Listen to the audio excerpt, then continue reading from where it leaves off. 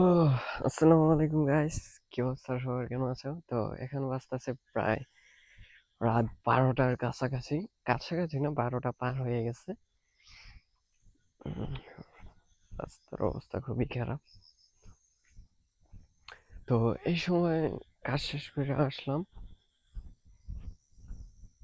সামনে যে এলি আর একটু দেওয়া যায় না কিছু। তো আমি অনেক স্লো, মানে নতুন অবস্থায় অনেক স্লো, সারাদিন খাড়ায় খাড়ায় কাজ করতে হয়, এই জন্য অনেক লেট হয়। তো কত সারাদিনে কত কাজ করছি এটা একটা ভিডিও দিমু তোমরা। যদিও একদমই নতুন, কিছুই পারি না, মোটামুটি শিখতেছি আর কি। তো দেখা হবে পরের ভিডিওতে। ভালো লাগলে সাবস্ক্রাইব করে দিও।